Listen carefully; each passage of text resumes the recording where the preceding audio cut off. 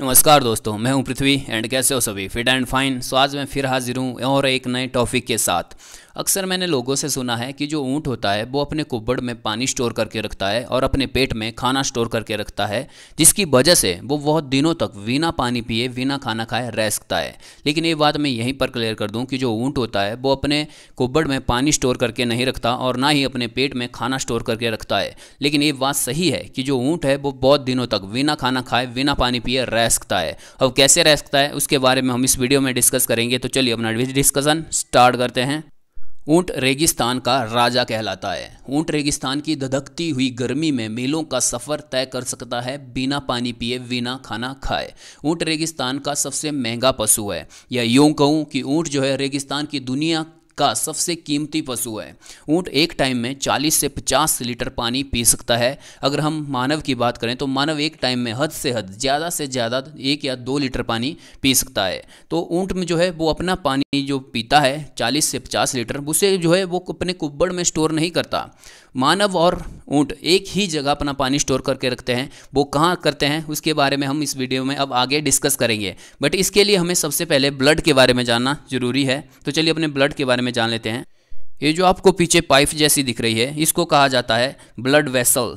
Blood vessel को हम हिंदी में कहते हैं नस सिराएँ, या इनको नसें कहते हैं। जैसे कि आप देखोगे कि हमारी स्किन में वार से जो नसें दिखती हैं, इसके अंदर क्या होता है, वो ब्लड होता है। इसमें जो है क्या कर रहा होता है, ब्लड सर्कुलेट कर रहा होता है, ठीक है। और ये जो आपको आगे दिख रहा है एक है, ये ब्लड है।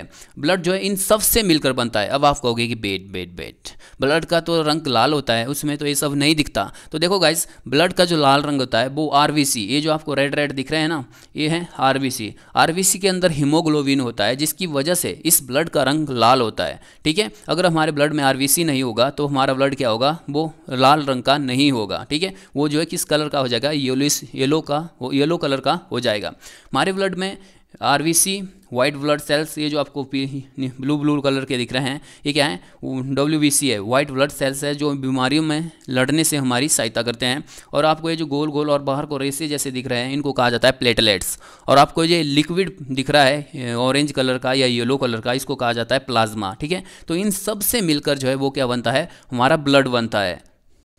हमारे ब्लड में 40% जो है वो RBC, red blood cells, platelets और वाइट ब्लड सेल्स होते हैं, या डब्ल्यूबीसी होते हैं। ध्यान से सुनना, हमारे ब्लड में 40% क्या होता है, आरबीसी, प्लेटलेट्स और वाइट ब्लड सेल्स होते हैं। और जो लिक्विड जो हमारे ब्लड में होता है उसे हम क्या कहते हैं, प्लाज्मा कहते हैं।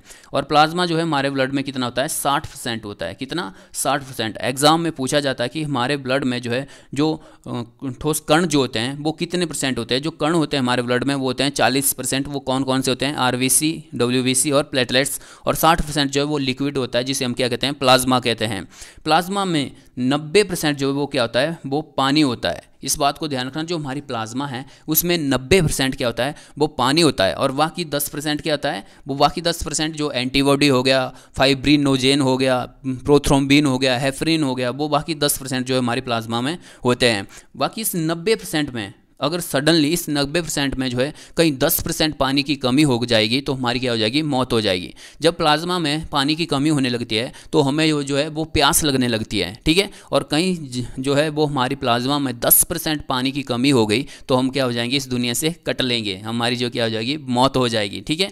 तो हम जो पानी पीते हैं वो हम कहाँ स्टोर करके रखते हैं, वो प्लाज्मा में स्टोर करके रखते हैं। सेम इसी तरह जो ऊँट होता है वो 40 से 50 लीटर पानी पीता है। तो 40 से 50 लीटर पानी को पीकर जो है उसको डाइजेस्ट करके अपनी प्लाज्मा में या अपने ब्लड में ऊँट क्या करता है, वो घुसा देता है।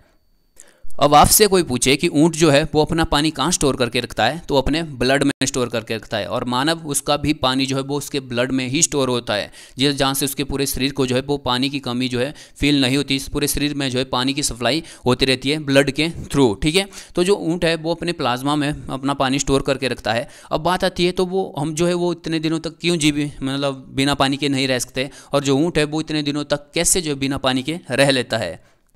तो गाइस, जो हमारा शरीर है, जो मानव का शरीर है, उसका जो टेम्परेचर है वो फिक्स रहता है। क्या है, फिक्स रहता है। जैसे कि हमारे शरीर का टेम्परेचर रहता है 37 डिग्री सेल्सियस में। अगर हम फ़ारेनहाइट में बात करें तो फ़ारेनहाइट में 98 डिग्री 6 98.6 डिग्री जो है फ़ारेनहाइट में हमारे शरीर का टेम्परेचर होता है, और सेल्सियस में बात करें तो 37 डिग्री जो है हमारे शरीर का टेम्परेचर रहता है। और ये एग्जाम में पूछा जाता है कि मनुष्य के शरीर का जो टेम्परेचर होता है वो कितना होता है, तो वो 37 डिग्री होता है। ठीक है, जब इससे अधिक होता है तो आप देखते होंगे कि हमें बुखार वगैरह आना शुरू हो जाते हैं कि यार हमारा तो टेम्परेचर जो है वो बढ़ चुका है, हमें बुखार आ चुका है।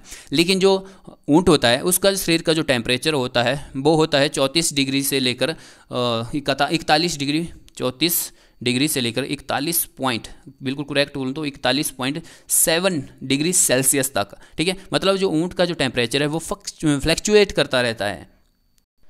अब मान लीजिए हम जो है वो एक रेगिस्तान में गए हुए हैं, और रेगिस्तान का जो टेम्परेचर है वो है 42 डिग्री सेल्सियस। कितना है? 42 डिग्री सेल्सियस है।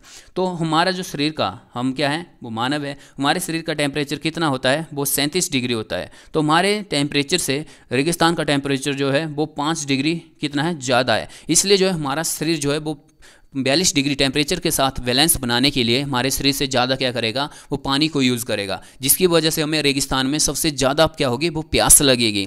बट वहीं पर अगर हम ऊँट की बात करें तो ऊँट का जो टेम्परेचर होता है आपको पता है 34 डिग्री से 41 डिग्री के बीच में, या 41.7 डिग्री सेल्सियस के बीच में क्या करता है? फ्लक्चुएट करता है।